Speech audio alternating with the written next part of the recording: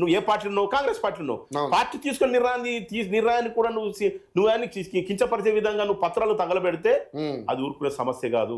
ఊరుకోరు ఎవరు కూడా. ఎందుకు తెలుసా? ఒకటే ఎగ్జాంపుల్ చెప్తున్నా. బీసీ సంఘం జాతీయ అధ్యక్షులు ఆర్ కృష్ణయ్య గారు ఉన్నారు. మీకు తెలవాలి. ఆర్ కృష్ణయ్య గారు కూడా ఏమన్నారు అని అంటే, ఒక విలేకరు అడిగాడు, మరి మళ్ళా నన్ను పార్టీ నుంచి కొంచెం సస్పెండ్ చేశారు కదా, దాన్ని ఏమంటారు అంటే తప్పు అన్నాడు. మేము అన్నాం, ఎస్ బీసీ నాయకులుగా మీరు ఉద్యమాలు చేస్తారు, గౌరవిస్తున్నాం, మేము బీసీ నాయకులు. మీరు గతంలో వైకాపాకు రాజ్యసభ్యుడిగా మీరు వైకాపా పార్టీలో రాజ్యసభ సభ్యుడిగా ఉన్నారు. మీరు జగన్మోహన్ రెడ్డి గారు ఇచ్చినటువంటి నిర్ణయాలకు అనుగుణంగా పనిచేస్తారా? రాజ్యసభ సభ్యుడిగా ఉండి జగన్మోహన్ రెడ్డి గారు ఈ నిర్ణయాలకు అనుగుణంగా ఉంటారా? జగన్మోహన్ నిర్ణయాలకు వ్యతిరేకిస్తారా? వ్యతిరేకిస్తా ఏం చేస్తారా? అప్పుడు ఏర్పడతాయి కదా. నువ్వు ఒక పార్టీ ఉన్నప్పుడు పార్టీ నిర్ణయాలకు అనుకుని నువ్వు ఉన్నావు, మరి మళ్ళీ ఎందుకు ఉంటలేడు? ఎట్లా దించేస్తావు? అసలు అదే మాదిరిగా మల్లన్న ఈ ఇష్యూ తీసుకురావడానికి ముఖ్య కారణం ఏమైనా ఉందా? అంటే ఆయన ఏదో పదవాసించాడు, మీరు ఏదో ఇవ్వలేదని చెప్పేసి. ఎందుకు పదవాసించలేదు అంటే, పదవాసించడం తప్పులేదు. నీకు శాసన మండలి ఎమ్మెల్సీ ఎవరు ఇచ్చారు? నువ్వు కాంగ్రెస్ పార్టీకి నువ్వు త్యాగం చేసినా, నా శక్తి వంచన లేక పనిచేసిన అన్నావు. నీ శక్తి ఉంది.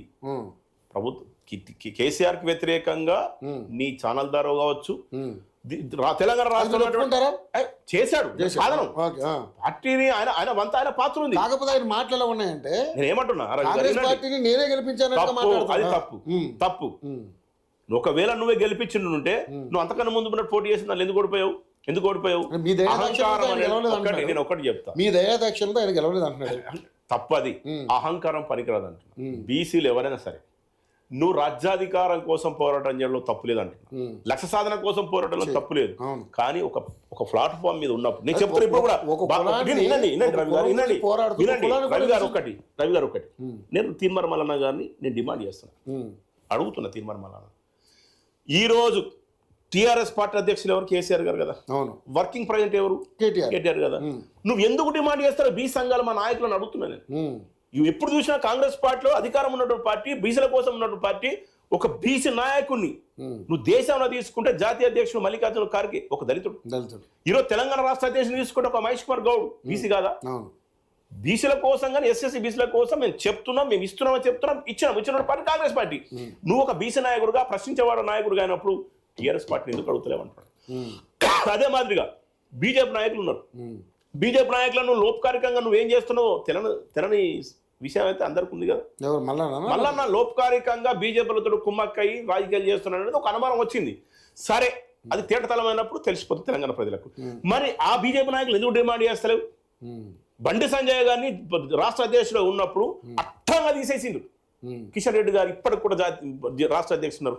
ఎందుకు బీసీకి వెళ్ళరు? ఎందుకు అయినా అని చెప్పి ఎందుకు కొట్లాడతలేవు బీజేపీ తోటి? అదే మాదిరిగా టీఆర్ఎస్ పార్టీ ఉంది. టీఆర్ఎస్ పార్టీ మీరు చూడండి రవి గారు, ఈరోజు 34% రిజర్వేషన్ ఉంటే బీసీలకు కేసీఆర్ గారు ఏం చేసిండు తెలుసా? 12% తీసిండు. వాళ్ళకి 12% రిజర్వేషన్ చేసి 24% చేసిండు. ఈ గనుడు ఎవరు? టీఆర్ఎస్ పార్టీ అధినేత కేసీఆర్ కాదా? ఈరోజు ఈడబ్ల్యూసీ తీసుకొచ్చారు. ఈడబ్ల్యూసీ తీసుకొచ్చింది ఎవరు? జాతీయ పార్టీ కాదా? జాతీయ పార్టీ అయినటువంటి నరేంద్ర మోడీ గారి పాలన కాదా? మరి ఈ వీటిని ఎందుకు వ్యతిరేకిస్తలేవు? ఎప్పుడు చూసినా కానీ కూడా బీసీల కోసం అవకాశం ఇచ్చినటువంటి కాంగ్రెస్ పార్టీని మళ్ళీ ఎందుకు విమర్శిస్తున్నాడు? ఏం అవసరము? ఆయన విమర్శించే దాంట్లో అర్థం మీరు ఈ విధంగా అనుకుంటున్నారు, కానీ ఆయన వేరే రకం ఉంది. ఏమంటున్నా, బీసీలని ఎదగనివ్వదు కాంగ్రెస్ పార్టీ అని మాట్లాడుతూ ఉన్నాడు. మల్లన్నను కూడా ఎదగనివ్వడు అని మాట్లాడుతూ ఉన్నాడు. మల్లన్న ఎదగకపోతే శాసన మండలి మెంబర్ ఎట్లయితాడు? 4 జిల్లాలు ఉన్నటువంటి 3 జిల్లాలు ఉన్నటువంటి ఎక్కడ తొక్కలే లేదు. తప్పు. నీకేం చేస్తారంటే పార్టీ నియమ నిబంధనల ప్రకారం నువ్వు ఒక లైన్ క్రాస్ కాకూడదు. లైన్ కాదు. నేను ఒక సిస్టమ్ ఉన్నా, ఒక ప్లాట్ఫామ్ ఉన్నప్పుడు ఒక కుటుంబం లాంటి పార్టీ, ఒక తల్లి లాంటి పార్టీ, తల్లిదండ్రుల పార్టీ. అది తల్లిదండ్రులు చెప్పినట్టు వింటావా? నీ ఇష్టం నట్టు చేసుకుంటూ పోతే అంటే తల్లిదండ్రులు ఊరుకుంటారా? ఈ పార్టీని ఒక బీసీగా నీకు అవకాశం ఇచ్చారు. నేను ఇప్పుడు కూడా చెప్తున్నాం, మేము బీసీలం. మన హక్కుల కోసం కానీ లక్ష్య సాధన కోసం కానీ మనకు జరుగుతున్న అన్యాయం జరిగినప్పుడు ముఖ్యమంత్రి దగ్గరికి వెళ్ళి, సార్ ఇది కరెక్ట్ కాదన్నా, మాకు ఈ రకంగా అన్యాయం జరుగుతుంది, ఇవి మా మంత్రి పదవులు ఇవ్వి, కార్పొరేషన్ పదవులు ఇవ్వి, మాకు దయచేసి న్యాయం చేయండి అన్న, మాకు కావాల్సినటువంటి లక్ష్య సాధనలో మాకు కావాల్సిన అవకాశాలు మాకు ఇవ్వండి అని చెప్పేసి మదియాసి గౌడ్ గారు ఉన్నారు, బీసీ నాయకులు. మహేష్ కుమార్ గౌడ్ గారు బీసీ అధ్యక్షులు ఉన్నారు. ఎంతో మంది. ఆది శ్రీనివాస్ గారు, పొన్నం ప్రభాకర్ గారు మినిస్టర్, పొన్నమని ఉన్నాడు. ఆది